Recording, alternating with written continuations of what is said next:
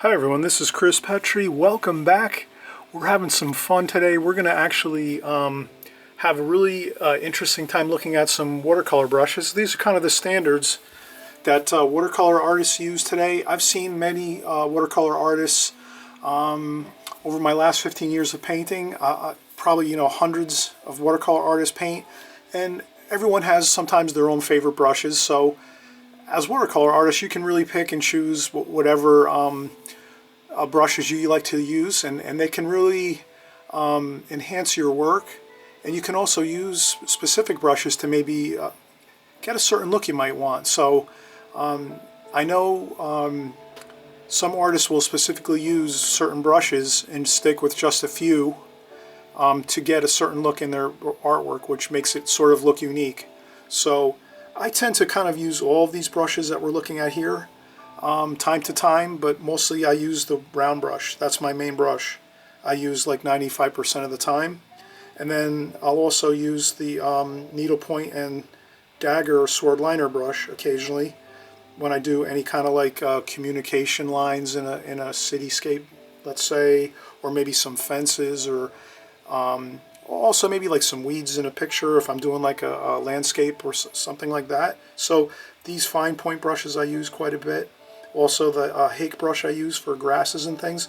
So what I'll do is I'll actually I'll just do, there's great videos out there on YouTube where you could look up each individual brush here and find like 10 or 15 or even maybe 100 specific videos on just each brush, and people would describe all about it, how many sizes there are, types of hairs in the brush. There's all different manufacturers and people that make all these brushes, all the companies and so forth. But my idea here is just to kind of show you like my basic watercolor brushes I use on a regular basis, and I'll do a little just quick demonstration on each one, how I kind of use it in my paintings, and what it can do to make a painting look more interesting. So if you can, if it's possible, it's great maybe to take a photograph of your screen of your laptop or your phone if you can, or maybe if you can save a picture on your phone of this picture right here, because this will just give you the name of each brush. And this way, if you're ever watching any artist on YouTube, or if you're buying any videos, watercolor videos, painting videos, and you see people using these brushes, you can kind of have an idea of what they're using and the names of the brush, and then you can also research it further, of course, online. All right, so we'll just do a little interesting demonstration on each of the brushes, and we'll start off with, of course, my main brush I use continuously. You'll notice in all my videos, and that would be the round brush. So the round brush has a really nice point, carries a good amount of water, and you can really make any shape with it. It basically, you can mold it and make any shapes you really need to with this brush. So basically with this brush you have probably the most control, because you can really just, almost like a pencil or a pen or so forth, you just have this. It's a very simple design, like almost like a fountain pen, and you can just create any shape or design you want with this round brush, and all watercolor artists use the round brush. Here we have the round brush. You can do very fine lines with the round brush. Let's say that's some water.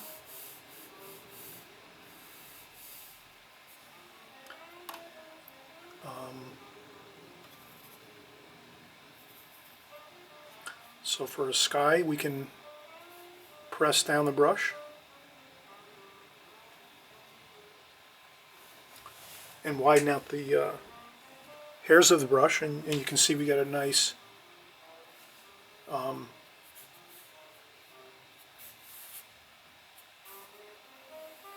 wide stroke of paint, so you can get a lot of nice paint on the paper quickly with a round brush.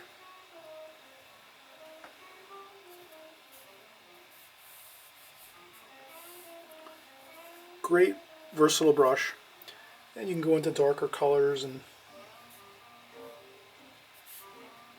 darker tonal values here and there to to make it look more interesting. You can splash with a brush. Round brushes are great for splashing. There we go. Alright, so round brush. I use, this is my main brush, and I do most of all my paintings with just the round brush, and there's all different sizes, of course, so if I'm doing a smaller painting I use the smaller rounds, and I work up to the larger round brushes when I'm doing a larger painting. Alright, so now the next one, let's take a look at the mop brush. Mop brushes are great. A lot of watercolor artists use the mop brush. It's most interesting. It's very much similar to a round brush, actually. If you look, the round brush and the mop brush are almost identical. The difference is the mop brushes have a lot more capacity to hold more water and paint, because it's much more wider here in this section of the brush with lots more hair. And it's usually also made with finer hairs, which can even hold more water. So you have the mop brushes tends to be a brush when people like to use a lot of water on their paintings, and they like to also work fast. So you'll notice faster watercolor artists that work quickly and like to use a lot of water in their paintings will use the mop brush. So we can just take a quick look. It holds a lot of water, a lot of paint.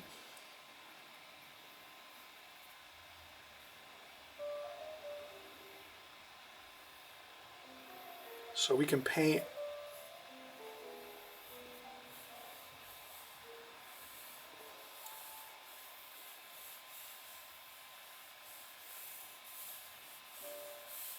so this is just one time you go to your palette and pick up paint,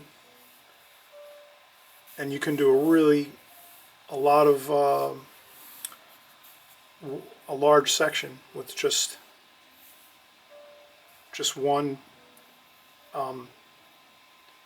Just going over to your palette one time and picking up lots of water and paint out of your palette, you can really do a large section. And this is great if you're working especially outdoors when it's hot out or something. You can do a lot of work quickly before your paper dries, and you can still blend all the paint. Okay, so that's the mop brush. Fantastic for large washes, holds lots and lots of paint and water. And you can also get some really nice lines, it's got a very pointy tip, so you can do lots of nice lines too. You can do fine lines with this.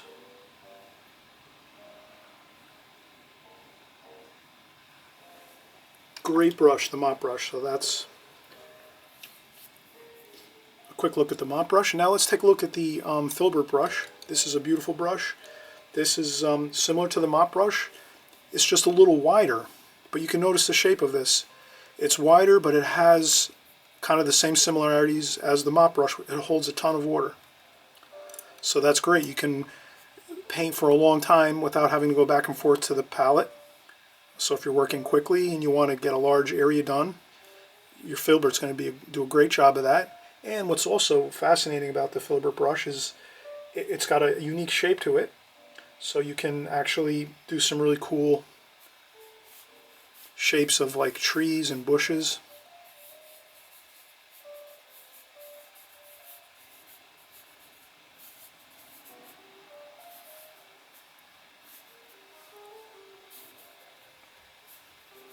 And you can also get those great fine lines with a Filbert brush. You can get those nice fine sharp lines for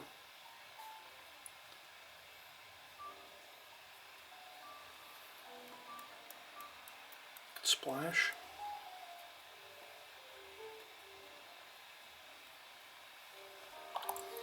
And again, you can use it like on the side of the brush. You can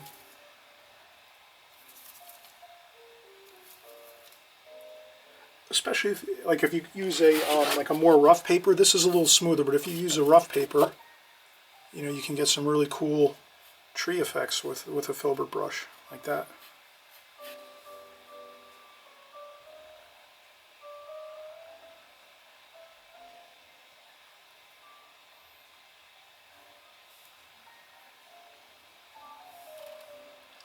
So that's the Filbert brush. It does a lot of great things, and it's also, again, a very versatile brush. You can cover a lot of area like we just showed here with the brush because it holds lots of water.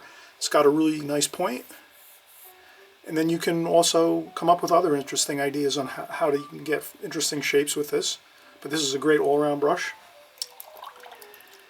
And we'll move on to a couple of the finer pointed. We'll do the Needlepoint Brush. Now this is a great brush, the Needlepoint Brush. You can do all kinds of really interesting fine lines with this. And what's great about this brush is it holds a lot of liquid right here in this section of the brush. So you can, again, go to your palette one time, load the brush up with lots of paint and water, and then once you go to your paper, you have lots of paint here, and it just keeps dripping down into the tip and the point of the brush. So you can do lots of painting with just one trip over to the palette. So we'll go over here, we'll just take a quick look.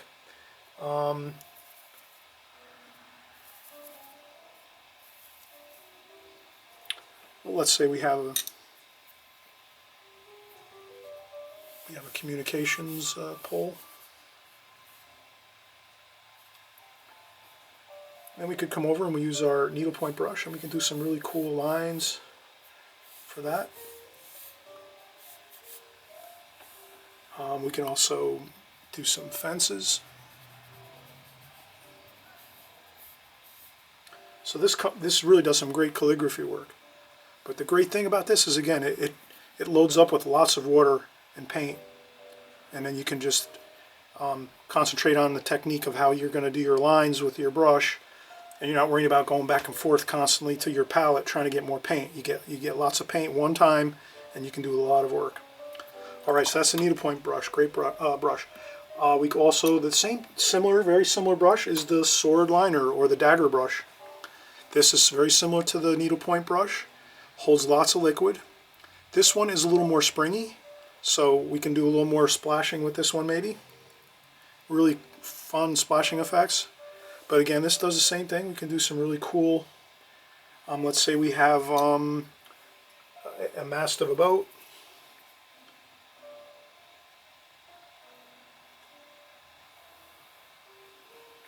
Let's say that's the mast of the boat, and then we have some rigging going up to it. There we go. Some ropes and things up to the mast of the boat. Just fill your brush up one time, and you can just do all your rigging as you're going, and you don't lose your concentration, you just stick right with it, and you have it. So that the Dagger Brush is great for, again, it's very similar to the Needlepoint Brush.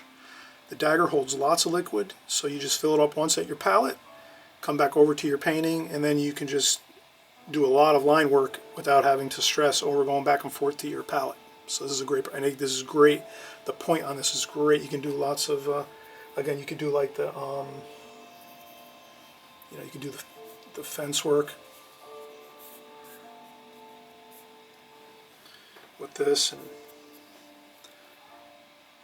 weeds, stuff like that. If you're doing like a landscape and you want to do some really cool weeds and grasses and things, excellent for that too, the Dagger Brush. All right, now let's take a look at the flat brush. Flat brush, we'll start a new paper.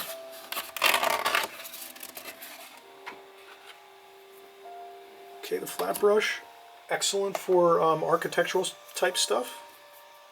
Architectural features like buildings and things like that. You know, a couple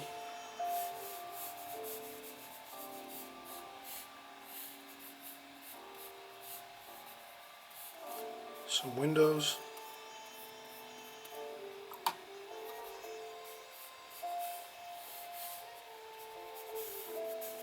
And a door over here.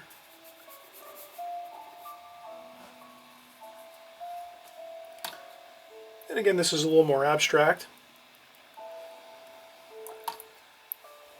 Then you can go in and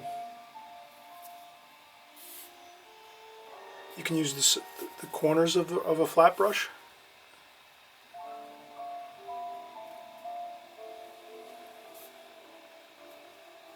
So those are some windows, maybe.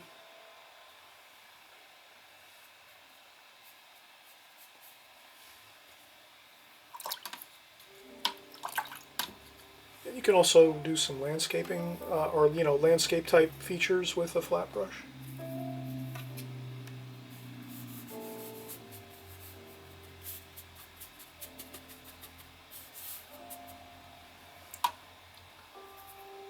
It's a little fast here, and I'm just trying to give you an idea of the brushes, but you know, you can still do a landscape painting with a flat brush. You don't feel like you have to use just a round brush or you know, a mop brush. A flat brush can also, so you can come up with different ideas with the flat brush. And again, that the flat brush probably does a great job too with similar like this with the trees. A little bit of scrubbing if you have some more textured paper, some more rough paper. You can have some,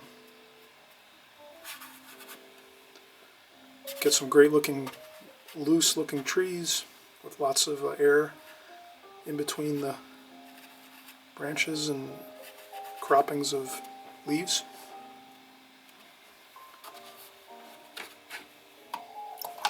And again, the round brush is, you know, you can really do a great amount of coverage with a flat brush. Now this is a synthetic flat brush. If you have a natural hair flat brush, again, that would be holding even more water than the synthetic. So that means you can even do more larger washes. But this has a great feel to it too, the flat brush, and you get a lot of nice coverage.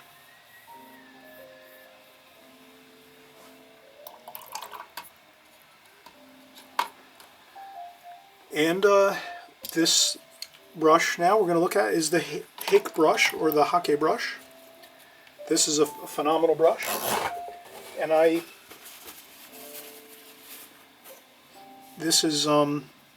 like to use this in landscapes a lot. This you can use for large washes. You can use this for large washes.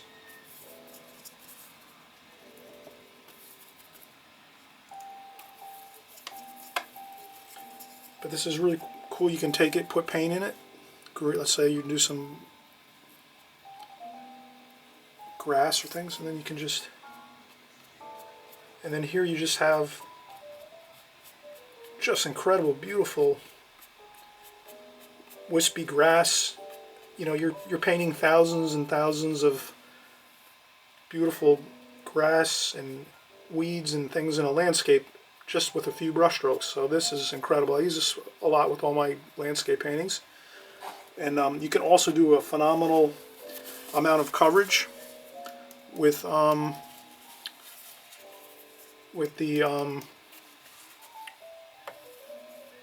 you can do a lot of coverage with the, this one's a little bit more difficult to get splashes with, but it does.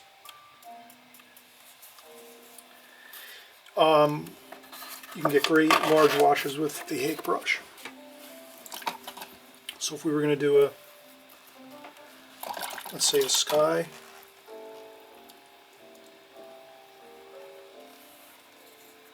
you know, you could really do a great amount of coverage with some sky color.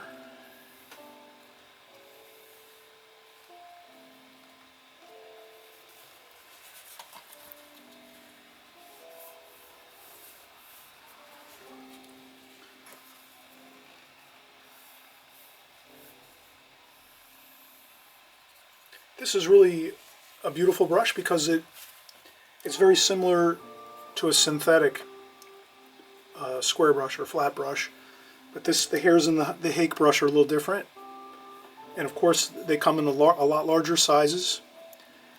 The Hake brushes do, and the hairs are a little bit more moldable, so you can come up with really interesting ideas when painting with the Hake brush. So this is a really nice brush too. Phenomenal brush. I use this quite a bit. Alright, so that's the lineup of brushes. We looked at them all. We kind of tried them all out. You can kind of see an idea of how they each work. What are some of the really good points of the brushes are. Hope you enjoyed this.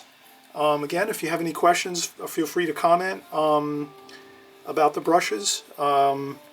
There's you know, tons of brushes out there online and in stores.